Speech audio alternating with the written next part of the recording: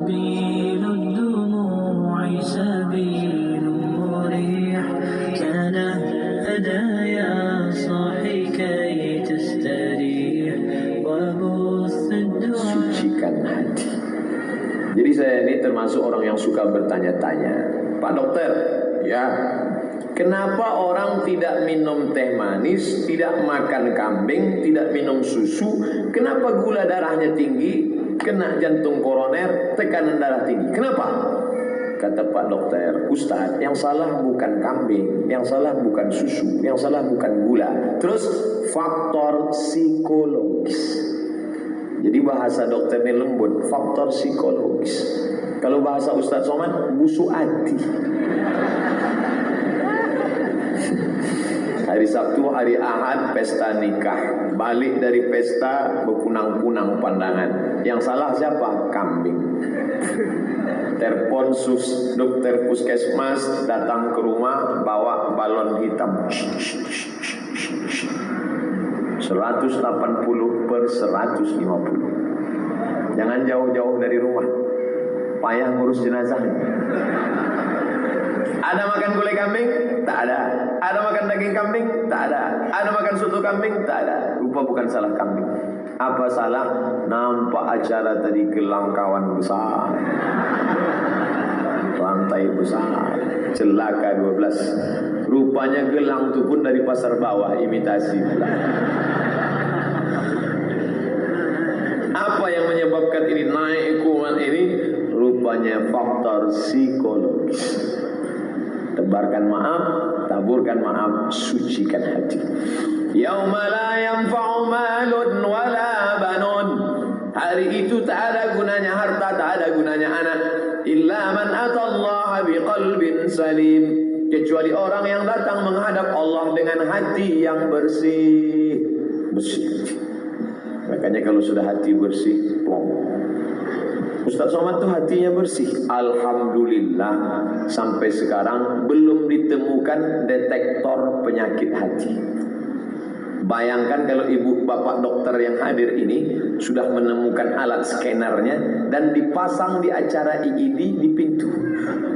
Siapa yang punya penyakit hati, dia bunyi. Ten. Sama macam mau masuk pintu pesawat, airport, detektor logam. Begitu saya masuk tadi, langsung bunyi dan ada tulisan penyakit hati 80%. Tiba-tiba Ustaz Somad ceramah, mari bersihkan hati. Jamaah semua senyum, macam hati dia bersih. Maka nikmat terbesar yang diberikan Allah adalah Allah tidak bagi tahu siapa yang kena penyakit hati. Saya pergi ke rumah sakit, saya lihat di lantai bawah 2 meter nama dokter spesialis dan nama spesialisasi. Dokter Fulan SPOG, spesialis kandungan. Dokter Fulan SPOT, spesialis ortopedi. Dokter Fulan spesialis kulit dan kelamin. Dari atas sampai bawah tak ada satupun tertulis dokter spesialis penyakit hati.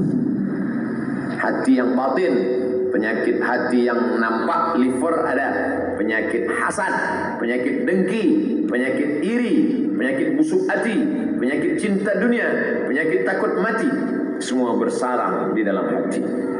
Oleh sebab itu, sucikan, bersihkan hati. Bagaimana cara membersihkan hati ini Pak Ustadz? Kalau ada anak orang nikah, anak kita sama anak dia sama-sama satu sekolah, sama-sama dulu pendaftaran, tapi begitu sudah sama-sama kerja, anak dia duluan nikah, anak kita belum, tentu datang sakit hati. Bagaimana cara menghilangkannya? Datang, doakan. Barakallahu lakuma wa baraka alaikuma wa jama'a bainakuma fi khair.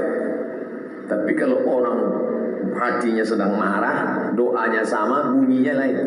Naik ke atas, barakallahu lakuma wa baraka alaikuma wa jama'a. Oleh sebab itu, jaga. Mendoakan itu termasuk menghilangkan. Sama-sama nikah, sama-sama punya anak, nasib beda. Kalau hati bersih, omongan bersih. Tapi kalau hati marah, Bu, anak ibu kan sama-sama dia. Ya, kenapa dia duluan? Iyalah, dia pakai pelet. Ibu sama dia sama-sama kerja kan? Iya, sama-sama lulus kan ya. Kok dia lebih kaya? Iyalah, dia punya tuyul. Efeknya menjadi busuk.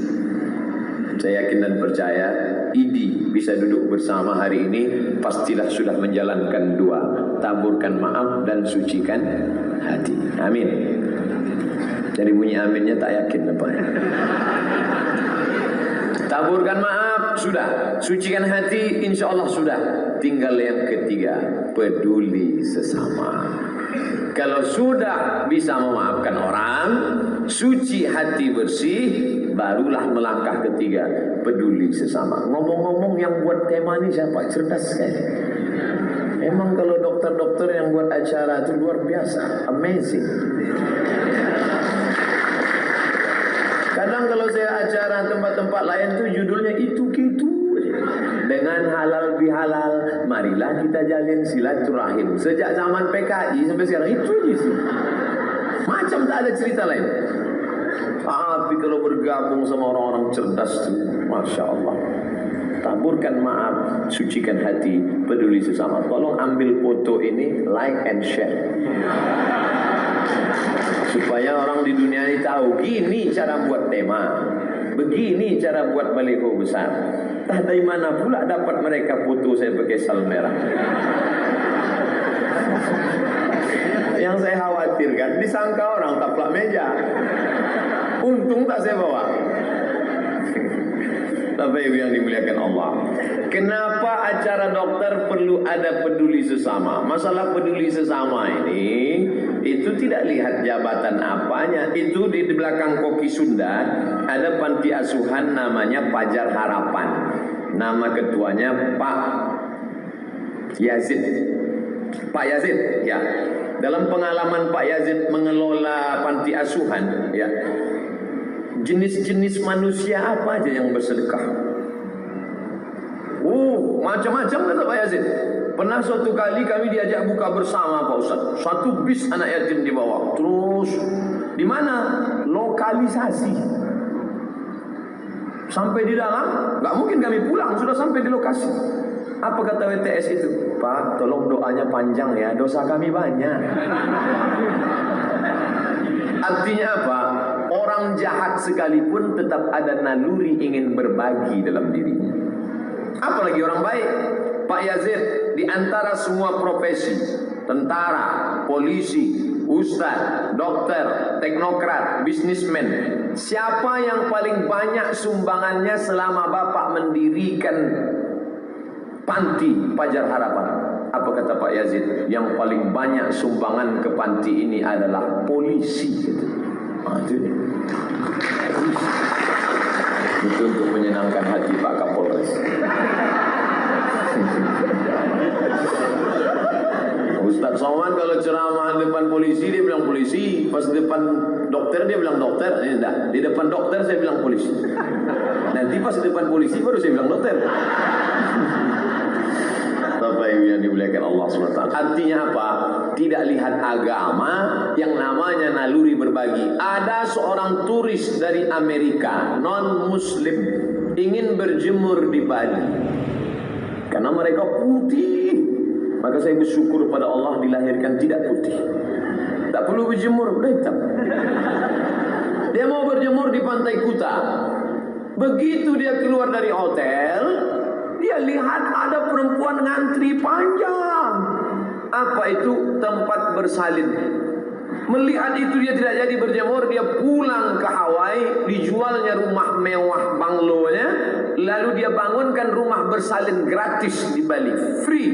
Dan ketika itu PBB memberikan dia Nobel Perdamaian Kesehatan Dunia karena dia sudah punya rasa berbagi. Jadi masalah berbagi ini, peduli sesama, tidak lihat agama. Mau Islam, mau Kristen, mau Konghucu, mau beragama maupun tidak, maka dia tetap akan berbagi. Makanya ada satu buku berjudul The Miracle of Giving, keajaiban memberi. Ternyata ketika kita menerima enak, tapi ada yang lebih enak. Apa dia? Ketika berbagi kepada orang lain. Ini yang mau kita rasakan hari ini.